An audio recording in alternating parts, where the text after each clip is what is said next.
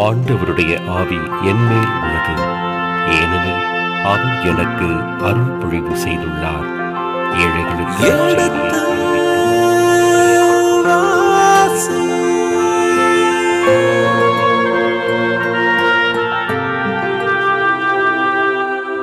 எடுத்து வாசி.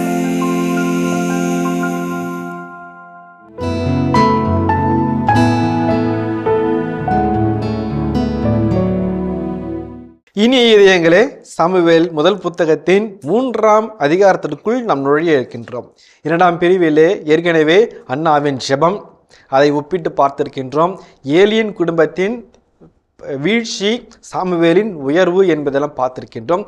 இதிலும் கூட நுணுக்கமான விஷயங்களையும் எபிரேய அந்த எழுத்து வகையில் இருக்கின்ற சிறப்பையும் நாம் அறிந்திருக்கின்றோம். ஆண்டவன் திட்டத்தை அறிந்திருக்கின்றோம். இவ்வாறெல்லாம் நாம் கடந்த பகுதியில் பார்த்திருக்கின்றோம். 3வது பிரிவில் நான் உயர்த்துவேன் என்று சொல்லிய அந்த புதிய குரு யார், எவ்வாறு உயர்த்திருக்கின்றார், எப்படி உயர்த்திருக்கின்றார், அந்த சிறுவன் பெரியவனா சிறுவனா யார் என்பதையெல்லாம் பார்க்க இருக்கின்றோம். வாருங்கள் நிகழ்ச்சியில் செல்வோம்.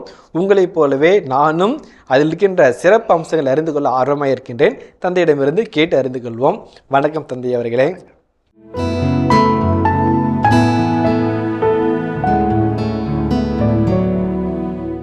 ஏற்கனவே நான் மக்களோடு சொல்லியதை போன்று இந்த 3ஆம் பிரிவை குறித்து நாங்கள் மிகவும் ஆர்வமாக இருக்கின்றோம். ஒரு அழைத்தல், ஒரு அழைப்பென்கின்ற பொழுது அது முதல் வார்த்தைப்பாடானாலும் சரி, குருத்துவ அழைப்பானாலும் சரி, 25வது ஆண்டு விழா, 50வது ஆண்டு விழா என்றெல்லாம் இருக்கின்ற பொழுது அழைத்தல் வாழ்விலே இந்த பகுதியை மேற்கோள் காட்டாது எந்த ஒரு நிகழ்வுமே இருக்காது. எப்பேற்பட்ட ஒரு சிறப்பு அம்சத்தை கொண்டிருக்கின்ற இந்த பகுதியில் இருக்கின்ற ஆழங்களை, இனிமைகளை, அந்த இலக்கிய நடைகளை நாங்கள் அறிந்து திளைக்க உங்களிலிருந்து கேட்டுக்கொள்ள ஆர்வமாக இருக்கின்ற தந்தை அவர்களே. நன்றி. நீங்கள் ரொம்ப அழகாக சொன்னீங்க. நம்ம ஒவ்வொரு கோயில்லையும் வாசக மேடை இருக்கும். ஒவ்வொரு வாசக மேடையும் 2 வசனம் தான் எழுதியிருப்பாங்க. 1 சாமுவேல் 3ஆம் அதிகாரத்தில் சொல்லப்படுகிற ஆண்டவரே பேசும் அடியான் கேட்கிறேன், அதை எழுதியிருப்பாங்க. அப்படி இல்லைன்னாக்க முதல் வார்த்தையே என் காலடிக்கு விளக்கு, திருப்பாடல் 119, 105. 1 இங்கேருந்து எடுப்பாங்க. இது 2 தான் வாசகம்னாவே இதுதான் வருது. அந்த உன்னதமான உலக புகழ்பெற்ற உள்ளத்தை உறுத்தி அப்படி தூக்கி பிடிக்கிற அந்த அருமையான வசனத்தை கொண்ட ஒரு பகுதியை நம்ம சந்திக்க இருக்கிறோம். உண்மையிலே நீங்கள் சொன்ன மாதிரி விவிலியத்தினுடைய பல பக்கங்களில் பல வகையான கருத்துக்கள் கிடைக்கிது. ஒரு கடலாழம் போல் கடலில் இருக்கிற சொத்தை யாரும் மதிப்பிடவே முடியாது. அவ்வளோ சொத்து யார் வேணாலும், உங்கள் வலை எவ்வளோ பெருசோ, உங்கள் வலை எவ்வளோ திறமோ அதளவுக்கு அள்ளிட்டு வரும். அதே போல் வல்லமுள்ள ஒரு விவிலிய புதையலை இந்த 3ஆம் அதிகாரத்தில் நம்ம சந்திக்கிறோம். நம்ம அவ்வளோ ஈஸியாக அதை விலகி சொல்ல முடியாது, அவ்வளோ இருக்குது. நம்மளால் இயன்ற அளவு அதனுடைய சுவையை நம்ம அனுபவிப்போம் என்பதுதான் ஒரு தாழ்மையான வேண்டுகோள். இந்த 3ஆம் அதிகாரத்தில் 21 வசனங்கள் இருக்கிறது. 1 முதல் 21 இறை வார்த்தைகள் இருக்குது. 1 முதல் 10 வரையுள்ள பகுதிகளை சாமுவேலின் அழைப்பாகவும், 11 முதல் 21 உள்ள இறைவார்த்தைகளை என்னுடைய வாக்காகவும் இறைவாக்காகவும் குறிப்பிட்டு சொல்வார்கள். எப்படியாக இருந்தாலும் 21 வசனங்களும் இந்த அழைத்தலையும் அழைத்தலை சார்ந்த அழைத்தலின் பணியையும் நமக்கு விளக்கி காட்டுவதாக அமைகிறது. இது முதல் கருத்து. 2வது கருத்து பொதுவாக பார்க்கின்ற பொழுது இந்த 3ஆம் அதிகாரத்தின் முதல் பகுதியிலே சிறுவன் சாமுவேல் என்று ஆரம்பிக்கும். அந்த 21ஆம் வசனத்தில் இறைவாக்கிற சாமுவேல்னு இருக்கும். அந்த எபிரேய மொழியில் ஒரு அழகான வார்த்தை இருக்கு. என்னன்னாக்க, நார் என்றால் இளைஞன், நபி என்றால் இறைவாக்கினர். நார் என்று ஆரம்பிக்கிற இந்த பகுதி நபி என்று நிறைவேறுகிறது. குட்டி பையன், கடவுளை தெரியாதவராக இருக்கிறவன் கடவுள் பெயரால் அப்படியே பனைமரம் மாதிரி கேதுரு மரமாக வளர்ந்துருக்க ஏலின் குடும்பத்தை வெட்டி சாய்க்கிறான். உன் வம்சமும் உன்னுடைய இனமும் உன்னுடைய குழமும் ஆண்டோரால் அழிக்கப்படும் என்ற ஒரு கடுமையான இறைவாக்கு பகுதியை முதல் இறைவாக்காக, அதுவும் ஏலினுடைய காதுபட சொல்ல வேண்டிய ஒரு கட்டாயத்திற்குள்ளாக அவர் இருக்கிறார், அதை செய்கிறார். அதுதான் இந்த பகுதி அழகாக சொல்லுது. ஒரு குட்டி பையனா யார் என்ன கூப்பிட்டா அப்படின்னு கேட்குற அந்த தம்பி ஒரு இறைவாக்களாக நின்று, இதைத்தான் நான் ஆண்டோடம் கேட்டேன், இதைத்தான் நான் உங்களுக்கு சொல்ல சொன்னார் என்று ஏலியிடம் சொல்லி ஏலியே மெச்சுகின்ற அளவிற்கு ஒரு இறைவாக்கினுடைய தன்மையிலே உயர்ந்திருப்பதை இந்த 21 வசனங்கள் படம் பிடித்து காட்டுகிறது. முதலாவது. 2வது, இந்த 3ஆம் அதிகாரத்தின் துவக்கத்திலே ஆண்டவரை அறியாத ஒரு சிறுவனாக சாமுவேல் தன் பணிவாழ்வை ஆரம்பிக்கிறார். மெழுகு திரி ஏற்றுவது, விளக்கியினுடைய திரியை தூண்டுவது, எண்ணெய் ஊற்றுவது, துப்புரவுப்படுத்துவது, ஏழு பணிகளை ஓடி ஓடி செய்வது, எரண்ட் பாய் என்று ஆங்கிலத்தில் சொல்வார்கள். அப்படி எடுபடியாக இருக்கிறது. கடைசியில் பார்த்தா இப்போ பிடிக்கிற புடி வந்து உடும்பு புடியாக நிற்குது. அந்த அளவுக்கு உன்னதமான ஒரு இறைவாக்கராக, அவ்வளவு வலிமையான ஒரு இறைவாக்கராக இறுதி பகுதியில் இருக்கிறார். இக்னரண்ட் டு எஃபிஷியன்ட் ப்ராஃபட் என்று சொல்வார்கள். அது மூன்றாவதாக பார்க்கும்போது இணைச்சட்ட நூல் 18ஆம் அதிகாரம் 18ஆம் வசனத்தை வாசிப்போமே. இணைச்சட்ட நூல் 18ஆம் அதிகாரம் 15 முதல் 19 இறைவார்த்தைகள் நம்முடைய குறிப்பகுதி. 18ஆம் வசனத்தை நம்ம வாசிப்போம். உன்னை போல் ஒரு இறைவாக்கினனை அவர்களுடைய சகோதரர்கள் நின்று நான் அவர்களுக்காக ஏற்படுத்துவேன். உன்னை போல் ஒரு இறைவாக்கினர் யாரை பார்த்து சொல்றாரு? மோய்சனை பார்த்து சொல்றாரு. அந்த மோய்சனுக்கு அப்புறம் ஒரு ஆண்மகனை இறைவாக்கினர் என்று விவிலியத்தில் குறிப்பிடுகிறது இவரைத்தான்.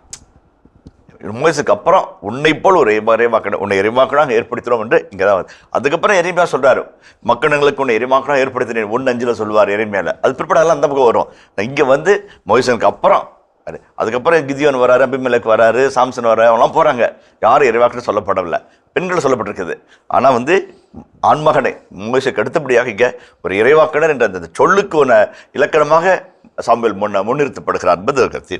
4வது கருத்து ஒரு அழகான இறையியல் கருத்து. தாழ்நின்ற தம் அடிமையை கண்ணோக்கினார் என்று அண்ணா இரண்டாக பண்பாடினார். குழந்தை இல்லாத என்னை ஆண்டவர் ஆஸ்வதித்தார் என்று சொன்னார். இந்த தாழ்நிலையில் இந்த அண்ணாவை ஆசித்த ஆண்டவர் தாழ்நிலையில் ஒன்றுமறியாத சிறு பையனாக ஆலயத்தின் துப்புரவு பணியில் ஈடுபட்டிருக்கிற, ஆலயத்தினுடைய தூய்மையை செய்யும் பணியில் ஈடுபடுத்த சாமுவேலை ஆண்டவர் உயர்த்துகிற ஒரு காட்சி. காட் ரைசஸ் த ஹம்பிள் என்கின்ற அழகான ஒரு கருத்தையும் இந்த பகுதி உள்ளடக்கி இருக்கிறது. ரொம்ப அருமையான கருத்து. அதை வந்து பார்க்கும்போது அதே போல் இது வந்து இனிமையான கருத்துக்கள் இல்லை, கடுமையான கருத்துக்கள் இருக்குது. ஏலியின் இல்லம் வெட்டி சாய்க்கப்படும், ஏலியின் பிள்ளைகள் அழித்தொழிக்கப்படுவார்கள், ஏலியினுடைய பெயர் இல்லாத அழிக்கப்படும். இந்த ஷிலோ என்கின்ற இந்த இறைவனுடைய திருவிழா வழிபாட்டு தலம் என்ன ஆகும் என்பதை பற்றிய கடுமையான இறைவாக்களை உள்ளடக்கிய பகுதியாகவும் இது அமைந்து வருகிறது. அதே போலவே 2வதாக ஏலியின் குடும்பம் தாழ்ந்து போவதையும் சாமுவேலுடைய தலையெடுப்பு மென்மேலும் உயர்ந்து வருவதையும் இந்த பகுதி அழகாய் சுட்டி காட்டுகிறது. அதே போலவே அப்ரஹாம் வழியில், மோசேவின் வழியில் இன்னும் பல்வேறு விதமான மற்ற இறை மனிதர்களுடைய அழைப்பை பற்றிய ஒரு அழகான கருத்தை பார்க்கும்போது அப்ரஹாம் அப்ரஹாம் என்று கடவுள் அழைக்கிறார். இதில் தொடக்க நூலில் விடுதலை பெண்ணூல் 3ஆம் அதிகாரத்தில் மொய்சா மொய்சா என்று அழைக்கிறார். சாமுவேலை வந்து 8 தடவை 3 தடவை கூப்பிட்டு 3 தடவை கண்டுபிடிக்காம 4வது தடவை வந்து கூப்பிட்டு நின்று சாமுவேல் சாமுவேல் என்று கூப்பிட்டு அழைக்கிறார். அந்த அப்ரஹாமை போல மோசேவை போல அவருடைய வழியில் நின்று சாமுவேல் அழைக்கப்படுகிறார் என்பது அழகான ஒரு கருத்தாக வந்து நிற்குது. இந்த 3வது வந்து நான் சொன்னேன், எப்ரிய அந்த விவரிப்புகள் இருக்குல்ல, நரேட்டிவ்ஸ் ஆஃப் தி இப்ரூ லிட்ரேச்சரில் வந்து ரொம்ப அழகாக பார்க்கறது வந்து அப்படி மேலே வந்து அப்படியே போயிட்டே இருக்கும் ஒரு கருத்து. ஒரு மட்டத்தில் அப்படி படிச்சிருந்தாக்கா என்ற ஒரு எண்ணத்தை நமக்குள்ள உருவாக்கும். உள் பார்க்கும்போது ஓ என்ற ஒரு தாக்கத்துக்குள்ள உருவாக்கும். அதுக்கு வந்து ஒரு சிறந்த பகுதியாக இருக்குது. அந்த குறியீடுகளை அங்கங்கே வைப்பார் ஆசிரியர். அந்த குறியீடுகளை கரெக்டாக புரிஞ்சுக்கிட்டோம்னாக்க கதை எந்த ஓட்டத்தை நோக்கி போகுது என்பதை நம்ம தெளிவாக புரிந்து கொள்ள முடியும். அவர் பார்வை மங்கியவராக இருந்தார் என்று 2ஆம் வசனம் சொல்லும். ஆசிரியர் வந்து பார்வை மங்கி இருக்குது, கண் பார்வை சரியாக தெரிலங்கிறார். நம்ம நினச்சிருப்போம் 90 வயசு ஆச்சு அப்புறம் கண் தினம் என்ன பண்ணேன். கண் இருந்தும் தன் பிள்ளைகளின் தவறை பார்க்கவில்லை, கண் இருந்தும் ஆலயத்தில் நடக்கிற அக்கிரமங்களை பார்க்கவில்லை, கண் இருந்தும் ஒழுக்கக்கேடாக நடக்கிற, அது ஆசிரியர் அப்படி குறியீடாக சொல்லிட்டு போவார். அந்நாட்களில் இறைவாக்கு அரிதாக இருந்தது அப்படி அது வாசனம் வரும். அது தொடர்ந்து சொல்லும்போது ஆயினும் ஆண்டவரின் விளக்கு அணைக்கப்படவில்லை. அப்போ ஆசிரியர் சொல்கிற கோர் பார்த்தோம்னாக்க அப்படி போகிற பார்க்கல சொல்லிட்டு போவார். ஆனால் அதை கட்ட பிடிச்சிட்டோம்னாக்க இறைவாக்கு இல்லை, இறைவாக்கள் இல்லை, கடவுளுடைய அருண்சொல் இல்லை, கடவுளுடைய வெளிப்பாடு இல்லை. ஆனால் பிரசன்னம் இருக்குது, எப்போ வேணாலும் பேசுவார், யார்கிட்ட வேணாலும் பேசுவார். அப்போ பார்வைகளுக்கு இருக்குது. அப்போ யார்கிட்ட பேச போகிறாரு, எப்போ பேசுவார், ஒரு எண்ணத்தை வராரு. நம்மளுக்கு இருக்குது இல்லையோ, அந்த எபிரேய மக்களுக்கு கடவுள் பேசுறதை கேட்டு கேட்டு அந்த இறைவாக்களை வாசித்து அவன் அந்த நூல் பிடிச்சி போயிடுவாங்க. இப்போ கடவுள் பேச போகிற ஜாக்கிரதையாக இருக்கணும். அன்னூறு அழகர். இன்னொன்று ரொம்ப அன்னூறு அழகத்தை ஆண்டவரின் உடன்படிக்கையின் படையின்பாக சாமுவேல் உறங்கி கொண்டிருந்தார் அப்படின்னு சொல்லிட்டு ஒரு வார்த்தை சொல்வார். ஆனால் சாமுவேலுடைய முழு பணியை வந்து இஸ்ராயலின் அரியாசனமாகிய அந்த உடன்படிக்கையின் கூடாரத்துக்குள்ளேயே இருக்கிறதா அவருடைய வேலை. கடைசி வாழ்வின் இறுதி மட்டும் அந்த உடன்படிக்கையின் கூடாரம், அந்த உடன்படிக்கையுடைய பேழை, அந்த உடன்படிக்கையின் பிழைன்பாக அபிஷேகம் செய்யப்படுகிற அரசனுக்கு துணையாக இருப்பது அவருடைய பணி. எங்கே துணையாக இருந்து ஆரம்பித்தாரோ அந்த துணையாகவே இருப்பார். அரசனுக்கு துணையா, அடியவருக்கு துணையா, ஆண்டவருக்கு துணையா, மக்களுக்கு துணையா, இந்த துணையாக இருந்துகிட்டே இருப்பார். அவருடைய பிரசனத்திலேயே இருப்பார் கடைசி வரைக்கும். ஒரு அப்பழுக்கற்ற ஒரு அழகான ஒரு விவிலிய கதை மாந்தராக ஆசிரியர் சித்தரிக்கிறார். மிக அழகான கதாபாத்திரம், மிக அழகான ஒரு ரொம்ப ஒரு அப்பழுக்கு நம்ம வந்து இந்த மாதிரி ஒரு கேரக்டர் எங்கே பார்க்குறோம்னாக்க, நான் எப்படி சொல்ல, தெபோரா கேரக்டரில் பார்ப்போம். தெபோரா கேரக்டர் வந்து அந்த நீதிமொழி புத்தகத்தில் 4-5 அதிகாரங்கள் அவ்வளோ அழகாக செதுக்கி வார்த்தைகளை பொறுக்கி போட்டு அந்த கதை மாந்தரை விழிய கதை மாந்தரை ஆசிரியர் அழகாக படம் பிடித்து காட்டுவார். இறைவனின் ஒரு இனிய பாத்திரமாக, இனியுடைய கருவியாக. அதுக்கப்புறம் நம்ம இப்படி செஞ்சுட்டு வரும்போது இந்த சாமுவேல் அவ்வளோ அழகான ஒரு கதை மாந்தராக முன்பாக இருக்கிறார். ஒரு வலிமைமிக்க இறை அடியாராக இருக்கிறார். அது எல்லாத்தையும் சொல்லுகிற ஒரு நுழைவாயிலுக்குள்ளாக இந்த 3ஆம் அதிகாரம் அழைத்து செல்கிறது. அதே போல் ஒரு ஆசிரியர் சொல்லுவார், அது நான் பிற்பாடு கூட சொல்லலாம்னு நினச்சிட்டு இருந்தேன். அதாவது உடன்படிக்கை வெள்ளமாக உறங்கி கொண்டிருந்தார் என்று ஒரு வார்த்தை சொல்லுவார். அது ஒரு அண்மை தொன்மை கிழக்கு நாடுகளில் இருக்கிற ஒரு கலாச்சார மரபை உள்ளீடாக வைத்திருக்கிறது என்று ஹெட்ஸ்பர்க் என்கிற ஒரு விவிலிய பேராசிரியர் குறிப்பிட்டு சொல்லுகிறார். ஏன்னா இன்குபேஷன் ஸ்லீப் என்று சொல்வார்கள். இன்குபேஷன்னா இப்போ குழந்தை 10 மாதம் பிறக்க குழந்தை கொஞ்சம் குறைப்பிரசவம் போது இன்குபேட்டரில் வைப்பாங்க. அந்த இன்குபேட்டரில் வச்சு ஆக்சிஜனை கொடுத்து டெம்பரேச்சர் கொடுத்து அந்த குழந்தைய உயிரூட்டு அந்த குழந்தைய வளர்த்தெடுப்பாங்க. இன்குபேட்டர் அப்படிம்பாங்க. அப்போ இந்த கோழி குஞ்சுகளோட இன்குபேட்டர் கோழி குஞ்சுங்கன்னு சொல்லுவாங்க. அது இன்குபேஷன் ஸ்லீப் என்று ஒரு டெக்னிக்கல் வார்த்தை இருக்கிறது. இன்குபேஷன் ஸ்லீப் என்றால் இறைவனோடு பேச வேண்டும் என்று நான் விருப்பப்பட்டால் இறைவனுக்கு முன்பாக ஜெபித்து என்னை நாடு நல்ல முறையில் தயாரித்து உள்ளும் புறமும் தயாரித்து அவருடைய சமூகத்தில் உறங்குவேன். அவர் கனவின் வழியாய் பேசுவார், காட்சிகள் வழியாய் பேசுவார், ஒளியாய் பேசுவார், இறைவாக்காய் பேசுவார் என்று அண்மை தொன்மை கிழக்கு நாடுகளில் குருக்கள், இறைவனால் நியமிக்கப்பட்டவர்கள் அவர்களுடைய தெய்வங்களின் பழிப்பேடுகளுக்குள்ளாக உறங்குவார்கள். அப்போ நான் காத்திருக்கேன், நீங்கள் பேசுங்க என்று ஒரு சூழலை அவர்கள் உருவாக்குவார்கள். கடவுள் மனம் அவரோடு பேசுவார். அவர்கள் மக்களோடு தங்கள் செய்தியை கனவின் வழியாக, காட்சிகள் வழியாக சொல்லப்பட்ட செய்தி அறிவிப்பாங்க. அது அண்மை தொன்மை கிழக்கு நாட்டில் ஒரு கலாச்சார பழக்கம். அந்த ஒரு சூழலை ஆசிரியர் மறைமுகமாக உருவாக்குறார். நம்மளுக்கு தெரியாது. கோயிலில் தூங்குறோம், நம்ம கூட கோயிலில் தூங்குறோம்னு நினச்சிட்டு இருப்போம். சாமுவேல் தூங்குறதுக்கு ஒரு அர்த்தத்தை அந்த எபிரேய கலாச்சாரத்தில் கரெக்டாக புரிஞ்சுக்குவேன். ஒரு தகுதியான ஒரு சூழல், தகுதியான ஒரு இடம், கடவுள் பேசுவாரா, காத்திருப்போம் என்கிற ஒரு சூழலை ஆசிரியர் உருவாக்குகிறார். இதெல்லாம் சின்ன சின்ன கருத்துக்கள், இந்த உள்ளீடான கருத்துக்களை, இந்த குறியீடுகளை நம்ம பார்த்துட்டு டீகோடிங் அப்படிம்பாங்க. இந்த டீகோட் பண்ணோம்னாக்க அந்த கதையினுடைய அழகான இது. இந்த இதில் இந்த கதையை நம்ம படிச்சிருப்போம் நிறைய இடத்துல. நம்ம சின்ன பிள்ளைங்களா கேட்டசி கிளாஸ் நம்மளுக்கு சொல்லுவாங்க, சாமுவேல் மாதிரி பக்தியாக இருக்கணும், சாமி பேசுறதை கேட்கணும் அப்படின்னு சொல்லி போய் நம்ம சிஸ்டங்களாம் சொல்லி கொடுத்துட்டு இருப்பாங்க. இந்த இந்த இந்த 3ஆம் அதிகாரத்தின் நிகழ்வு நமக்கு பல இடங்கள் பரிச்சயம் வருது. நம்முடைய மறையுறைகளில் நம்ம உரையாற்றிருப்போம். யார் இந்த இதில் ஹீரோ சொல்லுங்க பார்க்கலாம், யாரும் இருக்கலாம்னு நீங்கள் நினைக்கிறீங்க? சாமுவேல் அந்த கதாபாத்திரத்தில் யார் ஹீரோவாக இருக்கலாம்? வெளிப்படையாக சொன்னீங்கன்னா ஒன்றுமே தெரியாத இருந்தேன்னா நான் சாமுவேல் தான் ஹீரோன்னு சொல்லுவேன். ஆனால் நீங்கள் ஏற்கனவே 2ஆம் அதிகாரத்தை விலைக்கு சொன்னதுனால கடவுள் தான் ஹீரோன்னு சொல்லுவேன். இறை வாக்கு, த வேர்டு, அந்த லோகோஸ், த தவார், அந்த இறை வாக்கு ஹீரோவாக இருக்கும். அவர் உருவம் இல்லை, ஒரு செயலியாக இல்லை, ஒரு அசிரியாக வரும். அந்த இறை வாக்கு அந்த ஒரு புது கலாச்சாரத்தை ஆசிரியர் உள்ள கொண்டு வராரு. சீனாய் மலை கடவுள் பேசினார். நெருப்பு, இடி, மின்னல், ஒளிப்பிளம்பு மோசையோட பேசினார். அவருடைய முகத்தில் இருந்த பிரகாசத்தை பார்த்து மக்கள் முகத்தை மூடிக்கொள்ளும், பார்ப்பதற்கு பயமாக இருக்கிறது, அச்சமாக இருக்கிறது, நீங்கள் முகத்தை மூடிக்கொண்டு பேசும். கடவுளுடைய வார்த்தையை பார்த்தவர் இங்கே கடவுளே பேசுகிறார், இறை வாக்காக பேசுகிறார். இது வரைக்கும் கடவுள் உள்ளீடாக சட்டங்கள் வழியாக பேசினார், சடங்கள் வழியாக பேசினார், பழிமுறைகள் வழியாக பேசினார், நீதித்துறைக்குள்ளாக காணுடைய ஆவியும் பேசினார். சீனாய் மலையில் ஒளியும் பிளம்பும் நெருப்புமா புகையிலேருந்து பேசினார். இங்கே சாமுவேல் பேர் சொல்லி அவரோட பேசி இறைவாக்கு அப்படி செயல்படுகிறது.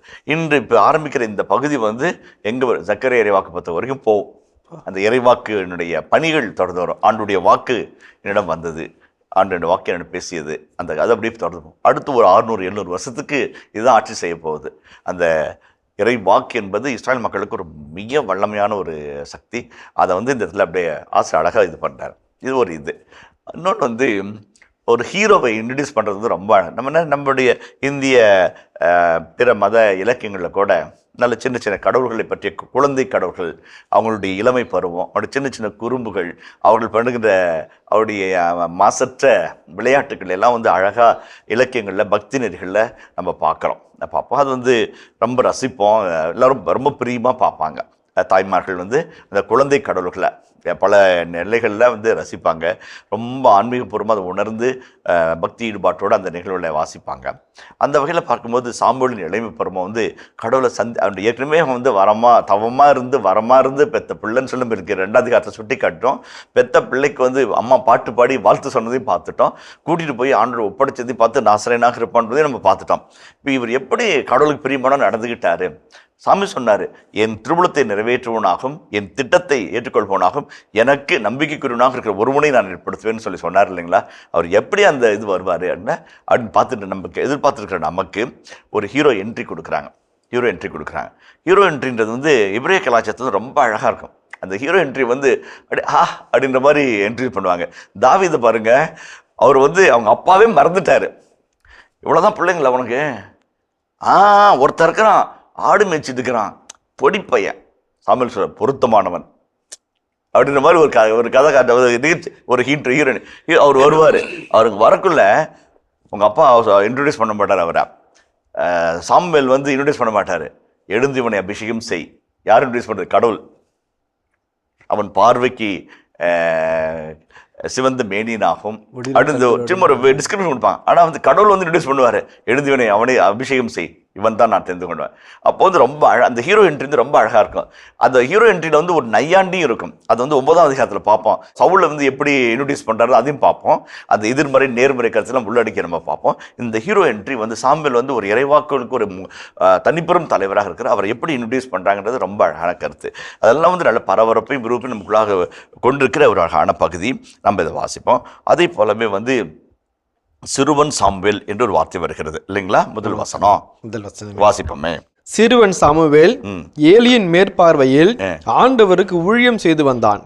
அந்நாள்களில் ஆண்டவரின் வார்த்தை அரிதாக இருந்தது, காட்சியும் அவ்வளவாக இல்லை. அப்போ வந்து சிறுவன் சாமுவேல் என்று பார்க்கும்போது சிறுவன் என்றதுக்கு ஆசிரியர் பயன்படுத்துகிற வார்த்தை நார் என்று நான் சொன்னேன். இதே வார்த்தையை எரேமியா பயன்படுத்துவார். ஆண்டவரே, நான் சிறுபிள்ளை, எனக்கு பேச தெரியாது, நார், I am a small boy என்றார். யோசேப்பு என்கின்ற உலக புகழ்பெற்ற வரலாற்று வல்லுனர், கிரேக்க மொழியில் யூத வரலாற்றை எழுதியவர், ஆன்டிக்விட்டிஸ் என்கிற அற்புதமான வரலாற்று புதினத்தை நமக்காக தந்து நற்செய்தியிலும் விடுதலும் காணாத பல பக்கம் நமக்கு விரித்து காட்டியவர். ஒரு உலக புகழ்பெற்ற ஜோசபஸ் ஃபிலேவியூஸ் என்று சொல்வார்கள். அவர் ஆன்டிக்விட்டி என்கின்ற அவர் புத்தகத்தில் சொல்வார், இந்த சிறுவன் என்கிறது தொடக்க காலங்களில் ராபிக்களுடைய இலக்கியங்களிலும் அதனுடைய மற்றவருடைய இலக்கியங்களிலும் 12 வயதை குறித்து காட்டும் என்று சொல்வார்கள். இந்த 12 வயது என்பது அந்த சிறுவன் அந்த நிலைக்குள்ளாக வயது வரும், நம்ம புதுமை வாங்குகிற வயசு என்று யோசிப்பு அழகாய் சொல்வார். இது வந்து எந்த காட்சி நம்ம நினைவுபடுத்து அப்படின்றால் 12 வயதில் ஆலயத்திற்கு சென்ற இயேசுவை பற்றி நமக்கு சுட்டி காட்டும். என் தந்தை இருக்கு இல்லத்தில் இருக்க வேண்டும் உங்களுக்கு தெரியாதா என்று சொன்னதும் இதே ஒரு காலகட்டத்தை என்பா. இதே போல் லூக்கா 2:52 வந்த வார்த்தை தான் வந்து நம்ம 2ஆம் அதிகாரத்தில் பாலன் வளர்ந்து இறைவனுக்கும் மனிதருக்கும் உகந்தவர் ஆனார். அந்த லூக்கா வந்து அந்த சாமுவேலுக்கு அப்படியே ஒரு கோடு போட்டுக்கிட்டே போவார் இல்லைங்களா? அது வந்து ஒரு அழகான ஒரு காட்சியாக வரும். அப்போ வந்து அந்த 12 வயது அந்த சிறுவன் என்கின்ற வார்த்தைக்கு அதில் இன்னொரு வார்த்தை இருக்குது, ஏலியின் மேற்பார்வையில். அது ரொம்ப அழகான வார்த்தை. அண்டர் த சூப்பர்விஷன் ஆஃப் எலி என்று ஆங்கிலத்தில் சொல்கிறார்கள். சிறுவன் சாமுவேல், ஏலி அவர் பெரியவர், இவன் சின்னவன். இந்த காட்சி முடியும் போல யார் பெரியவங்க சின்னவங்கள மக்கள் தீர்மானிப்பாங்க. இப்போ பெரியவர் சாமுவேல் அவருடைய ஒரு ட்ரைனிங் பீரியடில் இருக்கிறார். அவர் சொல்கிறத இவர் செய்வார், அவர் சொல்கிறத இவர் விளங்கிக்குவார். அதுதான் அவருடைய காட்சி. அவருடைய மேற்பார்வையில், அதை செய்ப்பா, அதை கூட்டுப்பா, அந்த எண்ணெய் ஊற்றுப்பா, அந்த விளக்கை தூண்டி விடுப்பா, சாமி பாட்டு பாடிட்டு இருப்பா. அவருடைய மேற்பார்வையில் ஹி இஸ் பீங் ட்ரெயின்டு. ஒஃப்னி ஃபினேகாஸ் அந்த பணி செஞ்சுருக்கணும், செய்யலை, அவங்களுக்கு அந்த ட்ரைனிங் கிடைக்கல. இந்த பாக்கியம் அப்போ வந்து அவருடைய பங்கை வந்து இவங்களுக்கு கொடுத்துருக்குறாங்க. அது முதலாவது காட்சி. இரண்டாவது ரொம்ப அழகானது நான் சொன்னேன், ஆண்டவரின் வார்த்தை அரிதாகிறது. அந்த வார்த்தை என்பது ரொம்ப அழகான சொல்லு. எப்ரேய மொழியில் வந்து தவார் என்று சொல்வார்கள். DABARன்னு எழுதுவாங்க, ஆனால் பியை வந்து வீணு வாசிக்கணும். எப்ரேய மொழியில் தவார் என்று சொல்வார்கள். தவார் அதோனாய் என்றால் ஆண்டவரின் வாக்கு. தவார் அதோனாய் ஆண்டவரின் வாக்கு என்று சொல்லப்படுகிறது. தவார் என்ற வார்த்தைக்கு எப்ரேய மொழியில் ஒரு 6-7 அர்த்தங்கள் இருக்குது. மேட்டர், திங்கு, வேர்டு, ஆரக்கல் என்று பல்வேறு விதமான விளக்கு ஒரு 7-8 அர்த்தங்கள் இருக்குது. ஆனால் பைபிளத்தில் நம்ம பயன்படுத்தும் போது வந்து இறை வாக்கு, இறைவனுடைய வாக்கு. தவார் அதோனாய் என்றால் ஆண்டவருடைய வாக்கு என்று சொல்லப்படுகிறது. அது ஆண்டவருடைய வாக்கு என்பது பல இடங்களில் ஆண்டவரையும் நிறுத்தி காட்டும். அவருடைய வாக்கும் அவரும் வேறு அல்ல. அவருடைய வாக்கு ஆண்டவர் அவருடைய கேரக்டர், பர்சனாலிட்டி எல்லாத்தையும் உள்ளடக்கி தான் அவருடைய வாக்கு என்பதை இவ்விழியம் பல இடங்களில் அடிக்கோடிட்டு காட்டுகிறது. அதாவது ஆண்டுடைய வாக்கு அரிதாக இருந்தது.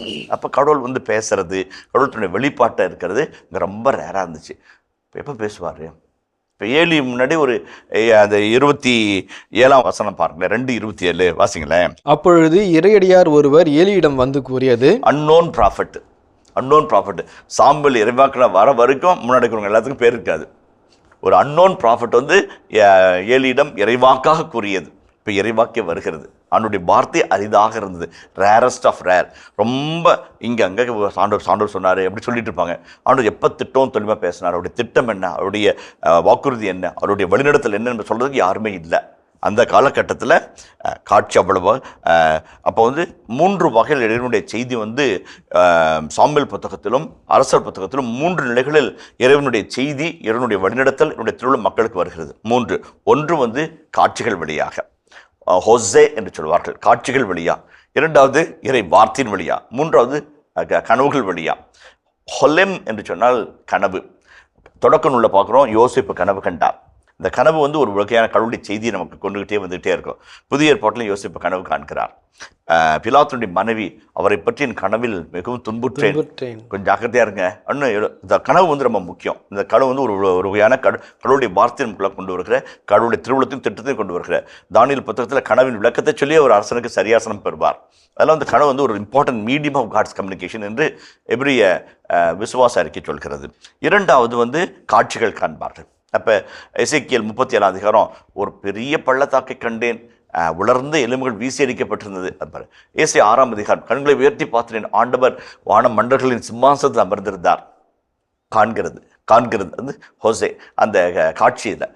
2வது இறைவாக்கு. 3வது கனவு, இறைவார்த்தை, காட்சி.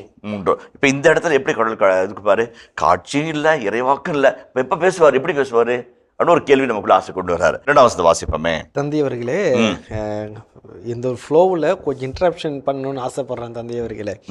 ஏனென்றால் இந்த ஒரு ஆண்டவரின் வார்த்தை அரிதாக இருந்ததுன்னு சொல்கின்ற பொழுது, நாம் ஏற்கனவே நீதித்தலைவர் புத்தகத்திலே ஆண்டவரின் வாக்கு அவர்களுக்கு கிடைக்கவில்லை என்பதையும் நாம் பார்த்தோம். ஒரு பஞ்சம், இறை வார்த்தைக்கு ஒரு பஞ்சம் வந்தது என்று நீங்களே விளக்கத்தில் சொல்லியிருக்கிறீர்கள். அந்த பஞ்சம் இன்று வரை தொடர்ந்திருக்கிறது என்று நாம் பார்க்கின்றோம் அல்லவா? ஒரு இறை வார்த்தைக்குண்டான பஞ்சம். அந்த பஞ்சம் ஆமோஸ் இறைவாக்கு புத்தகத்தில் சாபமாக வரும். அந்நாட்கள் பஞ்சம் வரும். ஆமோஸ் நீதி நிறைவாக்கினர். கையூட்டு, ஏழைகளுக்கு எதிரான குற்றங்கள், அநீத வட்டி, கள்ளத்தராசு, பல்வேறு நிலைகளில் ethical and moral and ritual எல்லா நிலைகளிலும் லாபத்தை மட்டுமே மையப்படுத்திய ஒரு சமூகத்தில் ஆமோஸ் சொல்வார், நாட்டில் பஞ்சம் வரப்போகுது, எல்லாம் பார்ப்பாங்க. அந்த பஞ்சம் உணவுக்கான பஞ்சம் அல்ல, தானியத்திற்கான பஞ்சம் அல்ல, ஆண்டவரின் வார்த்தைக்கான பஞ்சம். இறை வார்த்தை வாஞ்சியோடு தேடுவீங்க, சொல்கிறதுக்கு யாரும் இருக்க மாட்டாங்க என்று ஒரு சாபத்தை கொடுப்பார். அது வந்தது. அந்த எருசலேம் அழிக்கப்பட்ட பொழுது, இறைவாக்கள் இல்லாத ஒரு நிலை உருவாக்கப்பட்ட பொழுது அந்த பஞ்சம் வந்தது. அது ஒரு இக்கட்டான ஒரு சூழல். அப்படிப்பட்ட ஒரு சூழல் மக்களுடைய மனதை மிகவும் வாட்டி வதைக்கும். அதான் அவனுடைய வார்த்தை அரிதாக இருந்தது. ஏண்டா ஏலி அந்த இறைவார்த்தை வாங்கி மக்களுக்கு கொடுத்துருக்கணும். ஏலி இறைவார்த்தை வாங்கும் விதத்தை தன் பிள்ளைகளுக்கு சொல்லி கொடுத்துருக்கணும். வந்துக்கிட்டே இருக்கும். அவர் கட் பண்ணார். அதனால தான் சாமி சொல்கிறாரு, உன் ஆற்றலை நான் வெட்டுவேன்றார். நீ என்னுடைய கம்யூனிகேஷனை வெட்டுற, நான் உன்னையே வெட்டுவேன். அதான் சாமி அங்கே சொல்கிறது. இப்போ இந்த இடத்துல அவனுடைய வாக்கு அரிதாக இருந்தது. அதான் நான் நினைக்கிறேன் சாமி. அதே போன்று தந்தையவர்களே, இன்றைய நாட்களில் கூட மக்கள் நான் காட்சி கண்டேன், கனவு கண்டேன், இறைய வார்த்தை எனக்கு அருளப்பட்டது என்றெல்லாம் சொல்கிறார்கள் அல்லவா? அந்த உண்மை காட்சி, உண்மை இறைவன், முன்பு கடவுளை காண்பதற்கு இவர்களுக்கு வழிவகை எதுவுமே இல்லை. ஆனால் இப்பொழுது நமக்கு திருச்சபை என்கின்ற வழி இருக்கின்றது, நற்கருணை என்கின்ற வழி இருக்கின்றது, நற்கருணையில் ஆண்டவர் பிரசன்னம் என்ற வழி இருக்கின்றது. இதையும் தாண்டி ஒரு சில மக்கள் அதையும் தாண்டி செய்திகளை பெறுகிறார்கள், கேட்கிறார்கள், கொடுக்கிறார்கள் என்கின்ற பொழுது அதை மக்கள் எவ்வாறு புரிந்து கொள்வது, நாம் எவ்வாறு புரிந்து கொள்வது என்ற ஒரு கேள்வி எனக்கு இருக்கின்றது தந்தையவர்களே. அது ஒரு மிகப்பெரிய பகுதி. ஓரிரு வார்த்தைகளில் விலக்கி சொல்ல முடியாது. ஒன்று இறை வார்த்தை என்பது ஒரு பகுதி, இறை வார்த்தையின் விளக்கம் என்பது மறுபகுதி. இன்றைக்கு நாம் பார்க்கிற ஒரு சின்ன சங்கடம் என்னவென்றால், விளக்கத்தை வார்த்தையாகவும் வார்த்தையை விளக்கமாகவும் பார்க்கிற ஒரு அவலம் இருக்கிறது. நான் சரியாக சொல்கிறேன்னான்னு தெரில. இறை வார்த்தை என்பது ஒரு தனி தொகுதி, இறைவார்த்தை விளக்கம் என்பது ஒரு தொகுதி. அந்த இறைவார்த்தை விளக்கம் என்பது நம்முடைய ஆழ்தன்மைக்கு ஏற்ப, கேட்பும் மனனுடைய ஏற்ப அது மாறுபடும். இப்போ நம்முடைய தென்னிந்திய பகுதியில் வடக்கு தமிழகத்தில் நான் ப்ரீச் பண்ணேன் அப்படின்னாக்க அந்த மக்களுக்கு என்ன தேவையோ அந்த வகையில் அந்த வார்த்தையை விளக்கி கொடுப்பேன். இறைவார்த்தை திரித்து சொல்வது கிடையாது. இறைவார்த்தை அவ்வளவு வாழ்க்கையின் அவலங்களோடு ஒப்பிட்டு விளக்க சொல்வது. இதே வார்த்தையை கடற்கரை வர மக்களிடம் சொல்லும்போது அவர்களுக்கு தேவையான மன வலிமை, மனத்திடன், தளரா மனம், நம்பிக்கையோடு போராடுகிறது விளக்கம். இப்போ யாருக்கு நம்ம சொல்கிறோமோ, பெண்களுக்கு, இளைஞர்களுக்கு, விளக்கம் என்பது ஒரு தனி, அதாவது ஹெர்மினோட்டிக்ஸ் என்று சொல்வார்கள். ஹெர்மினோட்டிக்ஸ் என்று சொல்வார்கள். இனி இதயங்களே, எடுத்து வாசி நிகழ்ச்சியில் சாமுவேலின் முதல் புத்தகத்திற்குண்டான விவிலிய இறை வசனங்களுக்கு செவிமடுத்துக் கொண்டிருக்கின்றோம். இதன் தொடர்ச்சியை மீண்டும் அடுத்த பகுதியில் பார்ப்போம். அதுவரை இணைந்திருங்கள். இயேசுவுக்கே புகழ், இயேசுவுக்கே நன்றி, மரியே வாழ்க. ஸ்டாஃப் ஆஃப் அரோன் கடவுளுடைய வல்லமை குறித்து காட்டுது. சிங்கடை நோக்கி அடி, அது பிரிந்தது. பாறை அடி, தண்ணீர் புறப்பட்டு வந்தது இல்லைங்களா? அப்போ கடவுளுடைய வல்லமை குறித்து காட்டுகிறது. 10 கட்டளைகள் கடவுளுடைய திருவுளத்தை சொல்லுது. நான் உன் கடவுள், நீ என் மகள், இப்படி தான் நடக்கணும், நீ என் பிள்ளை இப்படி தான் நடக்கணும், கடவுளுடைய திருவுளத்தை சொல்லுது. அந்த உடன்படிக்கையின் பழை என்பது கடவுளுடைய பிரசன்னத்தை சுட்டி காட்டுகிறதாக ஆசிரியர் விளக்கி சொல்லுகிறார். அப்போ உடன்படிக்கை வைக்கப்பட்டிருந்த ஆண்டவரின் இல்லத்தில், ஆண்டவர் இருப்பதனால் அது ஆண்டவரின் இல்லம்.